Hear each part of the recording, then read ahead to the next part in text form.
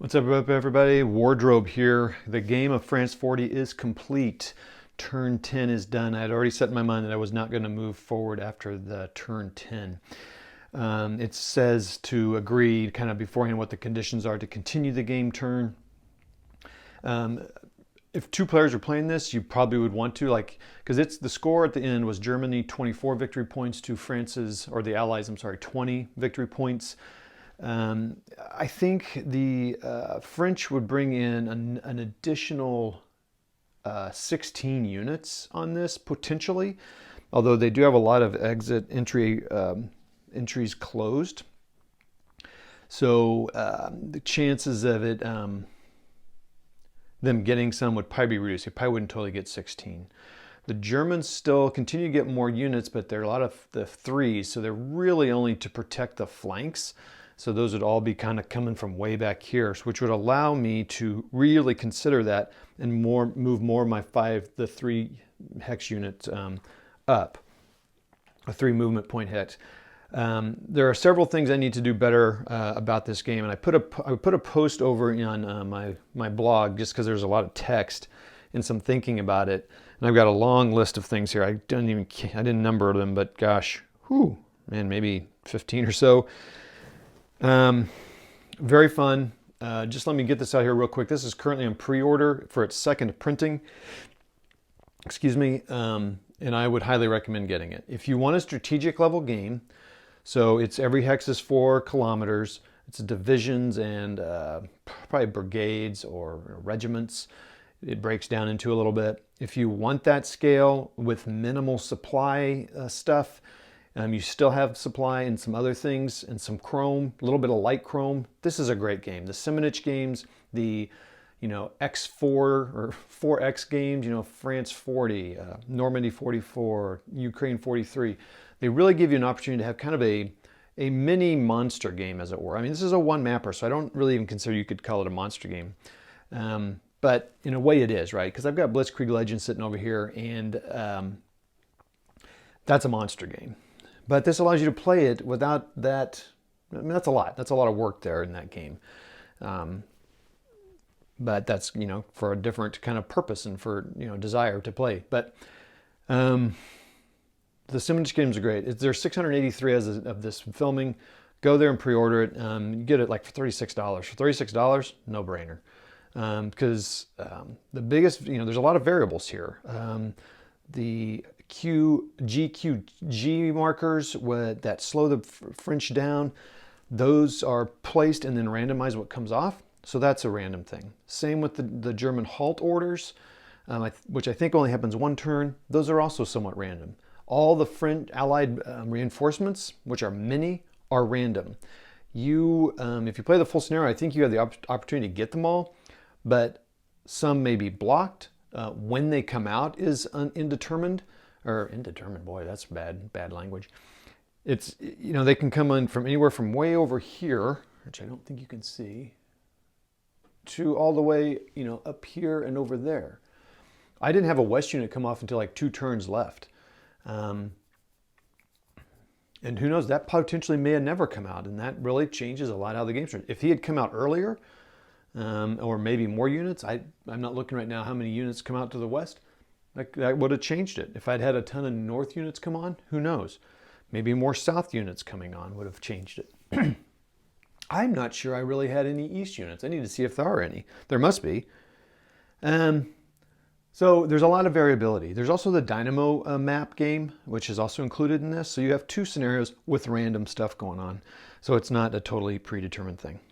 Of course, you have the die rolls. Lots of things to say. Well, you can see where the Germans advanced, the purple line there. I'm also going to show you throughout this video, I'll show you where they advanced to.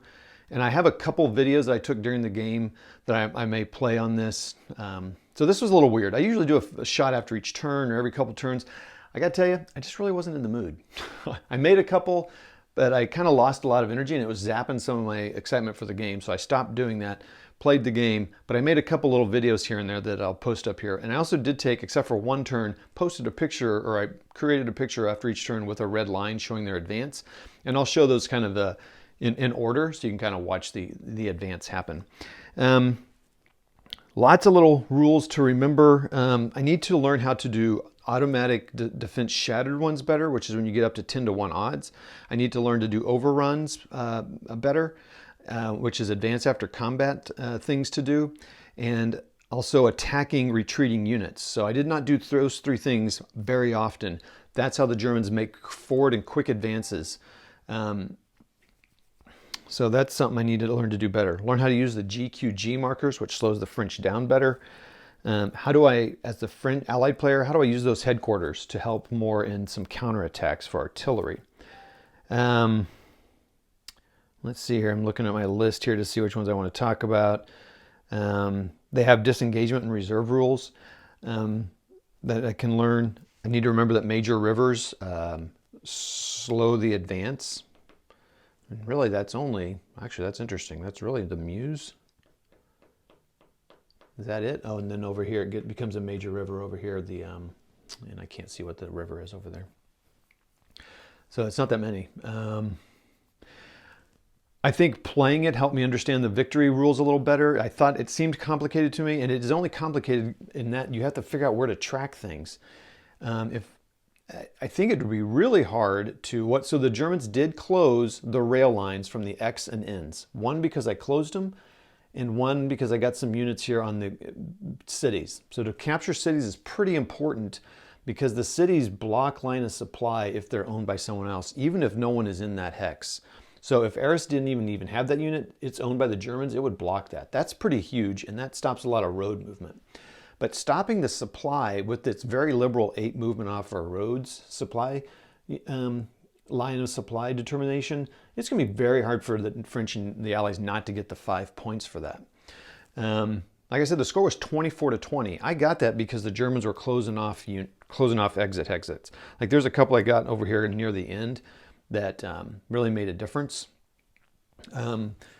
One thing I did figure out is way down here, and you're not gonna be able to see it, I'm not gonna zoom in, but way down here I put 1, 2, 3, 7 move units. Over here, I closed them. I probably shouldn't have closed them so early, but the cool thing is it did stop some units from coming on. So I stopped like 3 or 4 units from coming on immediately.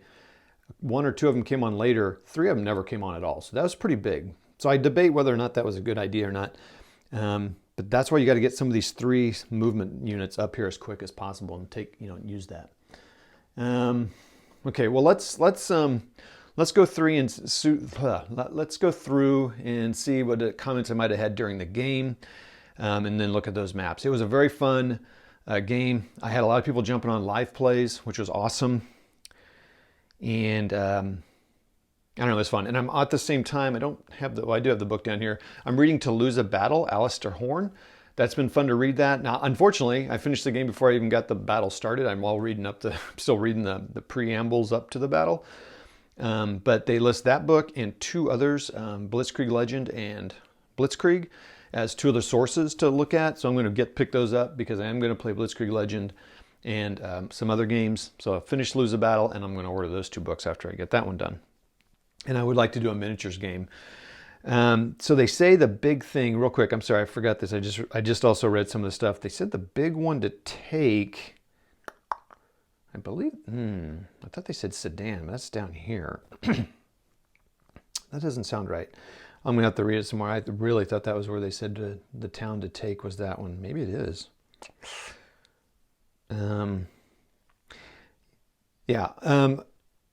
Yeah, and so you see this is here, and the Maginot Line still has something. Can you see that? Did I show that? Namur and Maginot Line. That's another thing I need to really work better at is supply, isolation and supply. I thought cities provided supply, they don't.